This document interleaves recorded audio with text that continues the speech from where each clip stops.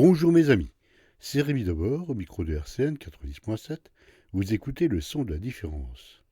Je suis très heureux de vous retrouver nombreux à l'écoute des trois coups, la seule émission qui programme des pièces radiophoniques au temps de la TSF. COP21 oblige, place au recyclage.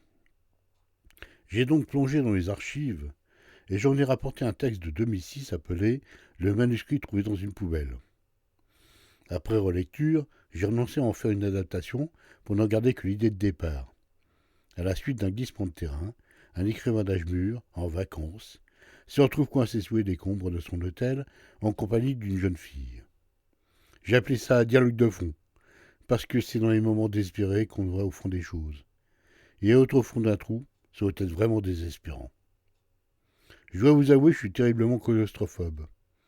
Au point de vérifier si l'ascenseur dans lequel je m'apprête à monter me permettrait éventuellement d'y survivre quelques heures avec une certaine aisance. Heureusement que les escaliers ne me font pas peur. J'évite bien sûr d'imaginer des choses dérangeantes, comme être enfermé dans le coffre d'une voiture, ou dans un cercueil, ou pris dans un éboulement. Par contre, pour les jeunes filles, là, aucun souci, j'assume.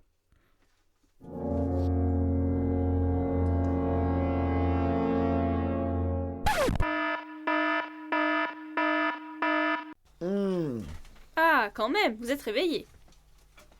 Oui. Où je suis là? Aïe, mon bras. Où est mon bras? Je ne le sens plus. Ben moi, je le sens. Et je dois dire que c'est même gênant. Surtout votre main. Qu'est-ce que je fiche ici, moi? En plus, j'ai du mal à respirer. C'est comme si j'avais un âne mort sur le dos. Sympa pour l'âne. Heureusement que vous n'avez pas dit une vache morte. Ça aurait été vexant, carrément. Qui êtes-vous? C'est fait, là vous êtes vexant, carrément. Vanessa? Anastasia? Marie? Waouh, vous avez un sacré carnet d'adresses. Raté, aucune des trois. Birgit! Ça y est, je me souviens. Je vous avais rejointe sur la terrasse. Non, je ne suis ni rousse ni anorexique, moi. Je ne sais pas, je donne ma langue au chat. Ah oui, ça me changerait. Mais qu'est-ce que vous racontez là? Laissez, c'est une blague qui ne fait rire que moi. Puis poussez-vous un peu que je puisse respirer. Ce serait avec plaisir, mais là, je crois que vous allez devoir me supporter encore un bout de temps. Qu'est-ce que vous racontez? Je comprends rien.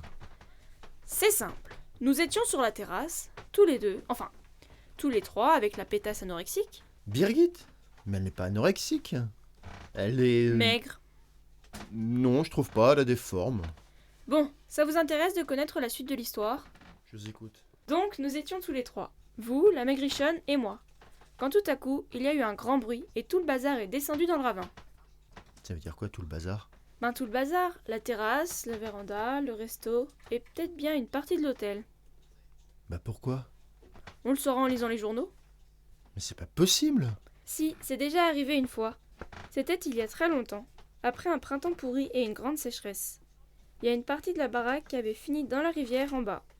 C'était une ferme à l'époque. Personne n'est mort, mais ça a tué toutes les vaches et tous les cochons. Birgit! Birgit, vous êtes là? Ben, c'est gentil de penser à moi. Birgit! Répondez, Birgit! Elle est peut-être bien morte. Ou bien elle est partie, parce que je lui ai fait un croche-patte et qu'elle avait déchiré sa robe. Taisez-vous, bon sang, laissez-moi écouter. Ça fait des heures que je suis là. Si elle s'était manifestée, je l'aurais entendue. Je peux vous dire qu'à part vos grognements et vos gémissements... Qu'est-ce que vous racontez? Je ne gémis pas. Ben alors, pourquoi vous poussez des cris de chiot qui a perdu sa mère? N'importe quoi. Je ne pousse pas de gémissements. C'est juste que j'ai du mal à respirer, voilà. N'empêche que ça ressemble bougrement à des gémissements. Alors, toujours pas trouvé qui je suis? Non, toujours pas. C'est bien les mecs, ça. Ils vous embrassent sur la bouche le dimanche et ils vous ont oublié le mercredi. Je vous ai embrassé sur la bouche? Vraiment? Oui. Enfin, pas tout à fait dessus, mais pas loin. Oui, bien sûr. La demoiselle qui se parfume à la pâtisserie. Je reconnais ton odeur maintenant. Cannelle, vanille et... Bergamote. Quant au prénom, Bégonia, Pétunia, Magnolia. Non, Camélia, c'est ça Camélia? La grosse fleur rose? Merci du compliment. Non, je n'ai pas voulu dire ça. Je parlais juste de la fleur dessinée autour de ton nombril. Ah ça, vous ne l'avez pas oublié. Bah, c'est ce qui arrive quand on porte des t-shirts trop courts. Et trop décolleté, je sais. Pourtant, j'avais pensé que vous auriez retenu autre chose de notre conversation hautement intellectuelle. Non, je n'ai pas oublié que tu avais trouvé un peu de Proust et de Kafka dans mon œuvre, alors que moi j'y voyais surtout Steinbeck et Hugo. Vous avez raison. Depuis, j'ai réfléchi, et c'est vrai qu'il y a un peu des quatre. Avec peut-être le conformisme de Descartes. En fait, tu me dis que je ne suis que le produit de mes lectures et qu'il n'y a aucune originalité dans mes textes? Je n'ai jamais pensé ça, j'adore ce que vous écrivez, vous le savez bien. Oui, c'est vrai. Et tellement rare de rencontrer une véritable admiratrice. Et moi, un tel admirateur de mes formes. Tes formes. Mais tu es très bien comme ça. Disons que tu es généreuse, c'est tout. C'est sûr que... C'est sûr que si je perdais 30 kilos, et que je n'avais pas autant de boutons sur la tronche, ça a au moins un avantage. Les hommes qui veulent m'embrasser n'ont pas le choix, c'est sur la bouche. Non. À côté. Enfin, et puis zut, après tout. C'était dans l'esprit de l'instant, une sorte de point d'orgue à notre conversation. C'est cela, oui, c'est cela.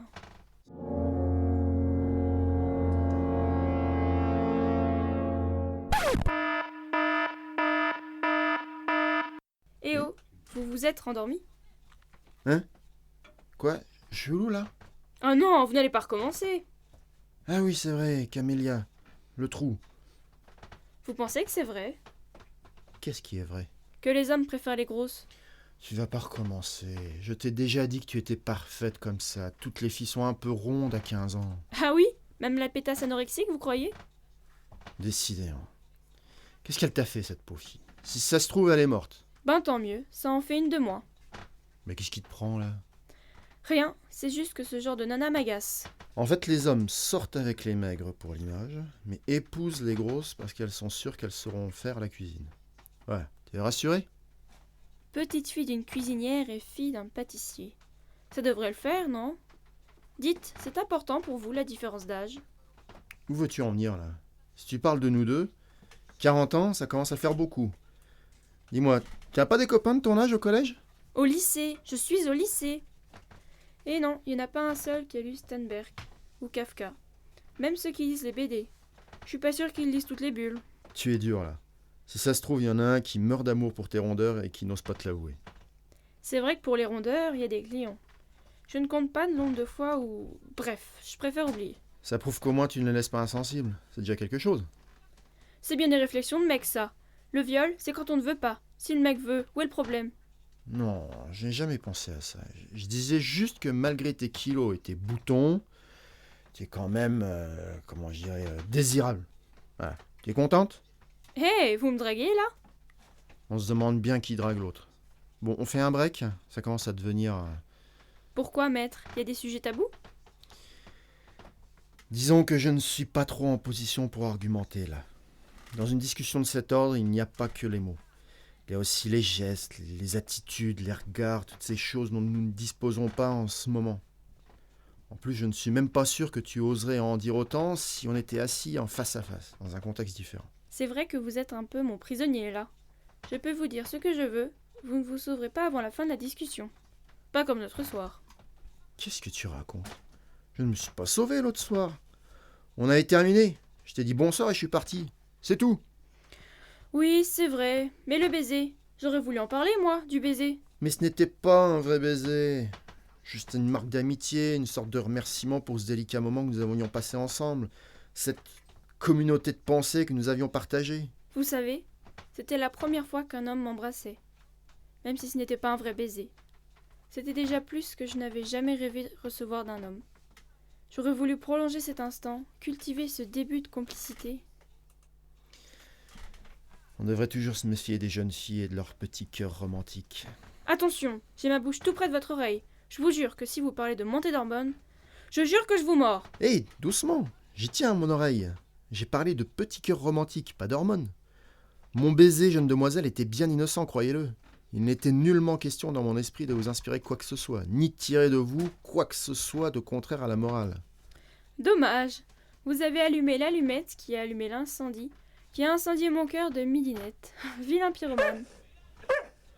Écoute, on marche dehors. Il y a des chiens. Camélia, on est sauvés? Oh! Par ici! On est vivant, par ici, on est là! Viens, toutou! Oh, ouais! Par ici, Camélia! Crie avec moi!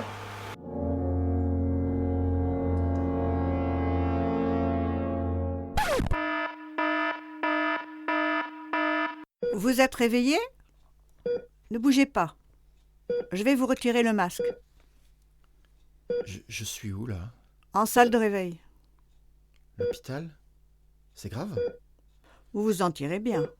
Fracture spiralée de l'humérus, fracture de la clavicule, déboîtement de l'épaule, 5 côtes fêlées et déshydratation sévère. Rien qu'on ne puisse réparer en quelques semaines. Tout ça. Ça va, j'ai pas trop mal. Vous êtes encore sous l'effet de l'anesthésie. C'est pour ça. Oui, sûrement. Et la petite? Laquelle? Ah, c'est vrai. Birgit, elle était sur la terrasse.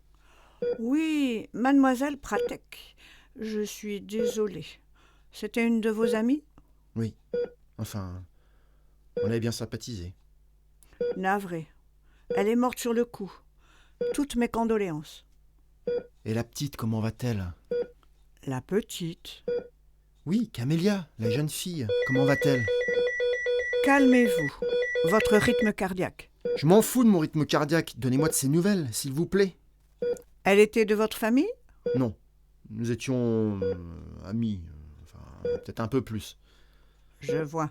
Mais non, vous ne voyez rien du tout, qu'est-ce que vous allez chercher? Donnez-moi de ses nouvelles, c'est tout ce que je vous demande. Excusez-moi, je suis désolée. Elle est morte également. Mais je ne comprends pas, elle était bien vivante quand les secours sont arrivés. Non, monsieur, c'est impossible. Mais puisque je vous dis que je discutais avec elle juste avant d'être secouru. Je vous certifie que non. La pauvre gamine est morte sur le coup. Mais non, nous avons discuté. Nous avons parlé de littérature, de jeunesse, de ses petites misères d'adolescente, et de ses peines, de ses espoirs. Nous avons parlé d'avenir. Vous comprenez? Je suis claustrophobe. C'est elle qui m'a aidé à tenir le coup. Monsieur, calmez-vous. Cette jeune fille a eu un enfoncement de la boîte crânienne par un bac à fleurs en béton. Elle n'a pas pu vous parler. D'ailleurs, si elle n'avait pas été là... Vous devez vous tromper. Peut-être que c'est une autre jeune fille. Peut-être que Camélia était encore au fond. Vivante, bien vivante. On n'est pas bien cherché, il faut la secourir. Monsieur, s'il vous plaît, calmez-vous. C'était quoi les fleurs? Pardon? Oui. Dans le bac à fleurs, c'était quoi les fleurs? Je ne sais pas, mais il y avait quelques gros pétales roses dans vos cheveux. Des pétales de camélia? Je ne sais pas, monsieur. À part les roses et les glaïeuls, je n'y connais rien en fleurs. Moi non plus, mais j'aime les camélias. Oh oui, j'aime les camélias. C'était Dialogue de fond, une pièce radiophonique de Rémi Debord, avec par ordre d'entrée en onde, la jeune fille Cécile, l'homme Tristan Banjot, l'infirmière Suzy Leblanc. Le scénario, les dialogues et musiques additionnelles étaient de votre serviteur. Bruitage, mixage et mise en boîte rdb-com. C'est une coproduction RCN et Neria Édition. Et voilà, c'est fini pour aujourd'hui. Vous pouvez retourner au boulot, ou rallumer la télé, ou pourquoi pas, relire et réécouter les pièces précédentes. Vous trouvez tout ça sur le site de Neria. D'ici quelques jours, vous pouvez retrouver cette émission en podcast sur notre site www.rcn-radio.org ou sur Neria, www.neria.com. Je vous souhaite une bonne fin d'après-midi et je vous donne rendez-vous le mois prochain, même jour, même heure, pour une nouvelle édition des 3 coups. Au revoir.